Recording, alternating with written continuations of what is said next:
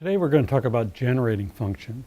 As you'll see, generating functions are the central object of study in analytic combinatorics. But they also have a rich history and many uses, and we'll show first how they're used for solving recurrence relations, and then ease into their use in more general contexts. So to start out, we're going to talk about just what is a generating function. And the first thing we'll talk about is what's called ordinary generating functions. So there's a definition of what is an ordinary generating function. It's a function that's defined as an infinite sum involving a free variable, z in this case, over a sequence. So given a sequence, A0, A1, infinite sequence, like the types that we were working with for the recurrences, the ordinary generating function of that sequence is obtained by multiplying the kth term by z to the k and then summing over all k. We also use the notation that inside brackets z to the n of a of z is the coefficient of z to the n in a of z. And a lot of times we want to refer to what the coefficient is. And we'll see how it applies, but let's just talk formally about some examples of generating functions first. So for example, if the sequence is all ones, then the generating function for that sequence is the sum n greater than 0 z to the n, which is geometric sum 1 over 1 minus z. Or if you have 1, 1/2, 1/6, 1/24, the sequence is 1 over n factorial. The generating function of that sequence is sum n bigger than 0 z to the n over n factorial. That's e to the z. So that's examples of generating functions. And we'd say the coefficient of z to the n in e to the z is 1 over n factorial. So that's ordinary generating functions. Now the significance of defining a generating function is that it allows us to represent an entire infinite sequence with a single function. Rather than carrying around the infinite sequence 1 over n factorial, we just work with the single function e of z. And that turns out to have all kinds of benefits when we're doing analysis of algorithms and studying properties of combinatorial structures. But before getting into the applications, let's look again at some more basic operations on generating functions that we'll use in order to we need to be able to find the generating function of a given sequence, and we need to be able to get the sequence back given the generating function. And we use some relatively simple operations to get these jobs done. So for example, here's the scaling operation. If you have a of z, which is a generating function for some sequence, if you multiply the argument by a constant c, so just evaluate a of cz, then just do the math. That's the sum of c to the k, z to the k. That's the generating function of the sequence a0, ca1, c squared a2, c cubed a3, and so forth. And that's just from the math. CK, is the generating function of that sequence.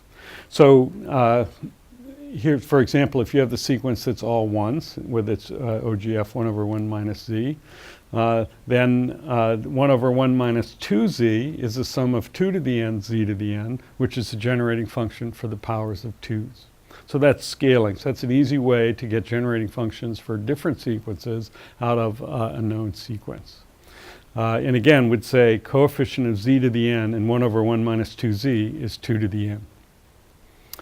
So that's scaling. Let's look at another example. Addition, that's an easy operation on generating functions. If you have two generating functions on two different sequences, then the sum of the generating functions is the OGF of the term-by-term sum of the sequences. So for example, these two generating functions that we've developed here, if we subtract say we subtract the first one from the second, 1 over 1 minus 2z minus 1 over 1 minus z, that's the generating function for powers of 2 minus 1. So with each one of these operations, we enrich the set of sequences that we know generating functions for. Differentiation, that's another thing. If we have a generating function a of z equals akz to the k, if we differentiate that, that's z, a prime of z, that's k to the k. That's the generating function of this sequence, a1, 2a2, 3a3, and so forth. And then that's a useful operation that we can use, again, to get generating functions for more sequences. So for example, if we start with our simple geometric sum for the sequence that's all ones and differentiate that, differentiate the left side, it's z over 1 minus z squared. And the right side tells us that's the generating function for the natural numbers, sequence 0, 1, 2, 3, 4, 5. And we can do that again. We can continue differentiating and get a richer set of functions. So differentiate again, it's z squared over 1 minus z cubed. And that's the generating function for the binomial coefficients, n choose 2, or n times n minus 1 over 2. And actually we can get a generating function for binomial coefficients on the lower index by differentiating m times in this way. And you can check that out. The generating function for n choose m is z to the m over 1 minus z to the m plus 1. And as we saw, special number sequences like the binomial coefficients arise when we're studying algorithms and combinatorial structures. So with generating functions, we can work with all these kinds of sequences with just one function.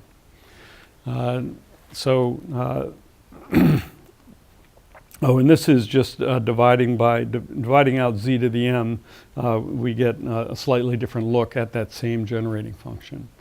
We'll have use for applying all of these equations, which are in tables in the book later on.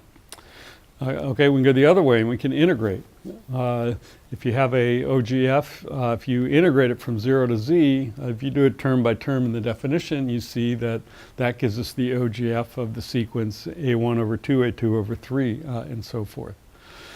So taking our standard, integrating it, on the left it's natural log of 1 over 1 minus z. On the right, it's the sum z to the n over n, or the generating function for the sequence 1, 1/2, 1/3, 1/4, and so forth.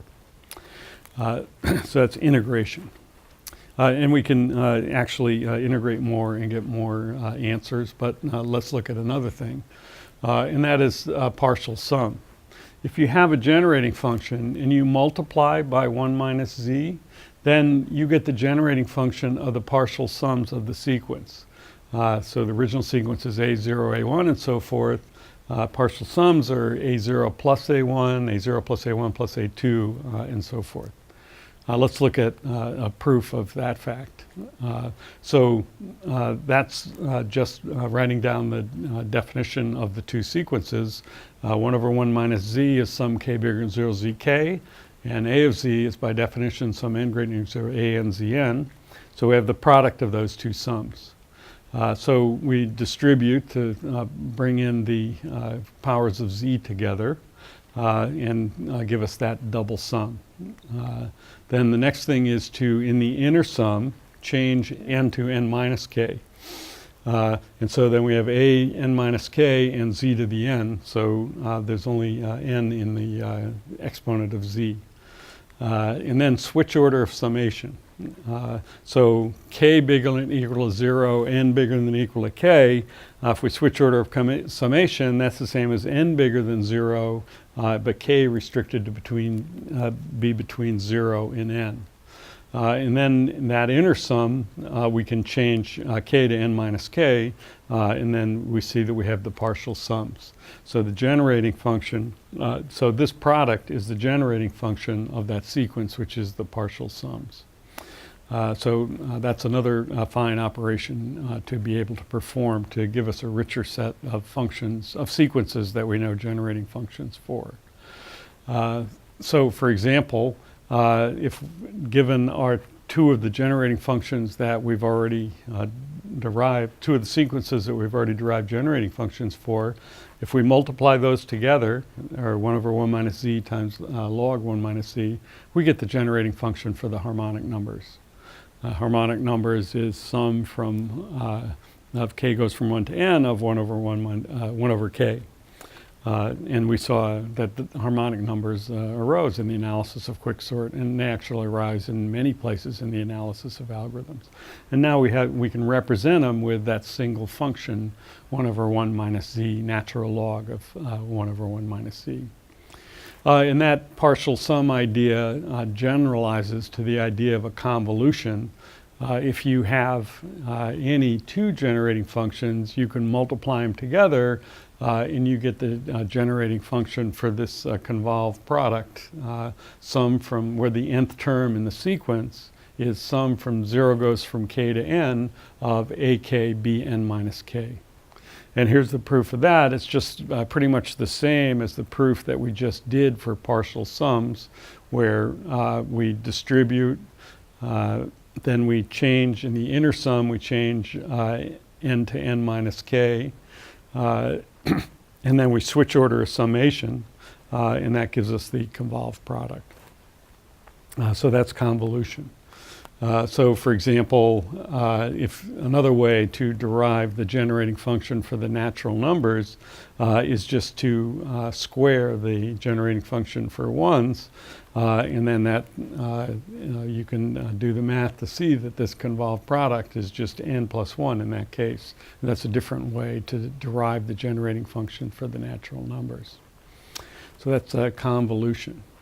So the summary is that we can do what's called expanding a generating function by expressing an unknown generating function as a power series. That's finding the coefficients. And you can look at what we've been doing as both directions. Given a sequence, what's the generating function? Or given a generating function, what's the sequence? So let's look at the first one. The second one, given a generating function, what's the sequence? What we've really been using is Taylor's theorem, that if you can differentiate the function, then you can expand it and know the coefficients of z to the n. It's just the nth derivative of the function divided by n factorial. That's really what's behind the series that I gave for e to the z is z to the n over n factorial, or for 1 over 1 minus z, the geometric series. The derivatives give factorials and they cancel out and you get 1. So you can get your basic starting point from the Taylor theorem usually. And that's what I just mentioned. But also you can reduce to known generating functions as we did, for example, if we have 1 over 1 minus z, natural log of 1 over 1 minus z, we know how to find the coefficients of z to the n in that by the process of convolution. So that's a summary of what we do to find coefficients given a generating function. And so the other way, if we're given this sequence, how do we find the generating functions? The same, it's just the same thought, just worked the other way. We integrate 1 over 1 minus z to get the generating function for 1 over k, and then convolve it with 1 minus z to get our generating function. So that's working with generating functions, just using the basic operations that we've talked about. So here's an exercise that you should think about to cement your understanding of the idea of ordinarily generating functions and the sequences that they represent. So let's prove that using generating functions, prove that the sum of the harmonic numbers from k goes from 1 to n has this value. Remember when we talked about solving recurrences, we said that we're going to find that we're going to have sums that we need to evaluate. And how are we going to evaluate a sum like that if it's going to turn up? And generating functions are a reasonable tool for doing something like this. So think about if you can solve that problem to apply your understanding of the last couple of slides in the lecture. So what we do is for the left-hand side, so what's the generating function for the left-hand side? Well, we know the generating function for the harmonic numbers. That's 1 over 1 minus z log of 1 over 1 minus z. If we multiply that by 1 minus z, then we get the generating function for the sum. So first thing, that gives us the generating function for the left-hand side. So now what we want to do is we want to extract coefficients from that generating function in a different way. And what we'll do is we'll convolve natural log of 1 minus z with 1 over 1 minus z squared to get the coefficients. So that tells us right away that the coefficient of z to the n in this, it's a convolution, it's sum on k, the coefficient of z to the n in that one, well, n minus it, and the coefficient z to the n in that one, 1 over k. So that's just a convolution simple convolution of those two generating functions. It's a sum, but it's all the pieces of that sum we can do. We just have to do a little bit of math. It's n plus 1 times h of n, that's the first term, and then minus k over k, and there's n terms, it's just minus n. And then we just need to note that h of n is h of n plus 1 minus 1 over n plus 1, and then a little algebra gives us the solution. So that's an introduction to ordinary generating functions and some calculations that gives us useful ways to work with sequences and evaluate sums and do other operations, just because of the idea that we can represent an entire sequence with a single mathematical function.